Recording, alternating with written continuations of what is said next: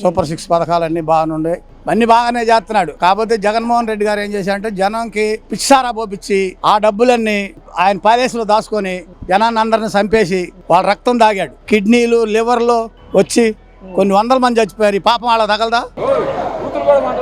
మాట్లాడతామయ్యా, ఏంది వాడు చేసిన ప్రభుత్వం వాడు చేసిన పని అట్టాగా ఉంది. ఇగో నిన్ను కూడా అంటా, నేను అట్లా మాట్లాడితే సపోర్ట్ చేస్తా ఆయనకి. యాండ్ టైటిల్ లీడింగ్ పెట్టాడు, అది అన్నాడు ఇది అన్నాడు. ఏ ఉడుకోడు అమ్ముదే దుగ్గిరాల మండలం మొత్తం ఒకడు తాకట్టు పెట్టేవాడు. ఏ అదానీకో అంబానీకో పెట్టుకునేవాడు. సరే, ఒక రైతుగా చెప్పు బాబాయ్, నువ్వు జగన్మోహన్ రెడ్డి ముఖ్యమంత్రిగా ఉన్నప్పుడు సంతోషంగా ఉన్నావా? ఇప్పుడు చంద్రబాబు నాయుడు ముఖ్యమంత్రి అయిన తర్వాత సంతోషంగా ఉన్నావా? జగన్మోహన్ రెడ్డి ముఖ్యమంత్రిగా ఉన్నప్పుడు కళ్ళమ్మటి నీళ్ళు వచ్చినాయి, ఒక్కోసారి ఏడుపు కూడా వచ్చినాయి, ఒక్కోసారి రక్తం కూడా వచ్చింది. దేనికి? మరి ఈ రేట్లు అయ్యని అని వడ్డేసుకున్నాడు, సంవత్సరానికి ఇచ్చాడు. ఇప్పుడు 24-48 గంటలు 50 గంటలు 2 రోజులకి 2 రోజుల పూటకి వచ్చేస్తున్నాయి డబ్బులు. సూపర్ 6 లో మీ ఇంట్లో కానీ నీకు కానీ మొత్తం ఎన్ని పథకాలు వచ్చినాయి? మా ఇంట్లో ఇప్పటికి 4 పథకాలు వచ్చినాయి. ఏమేంటి? గ్యాస్ బండ్ వచ్చింది, నాకు పింఛని వస్తుంది, మళ్ళీ ఇప్పుడు రైతు భరోసా వస్తుంది.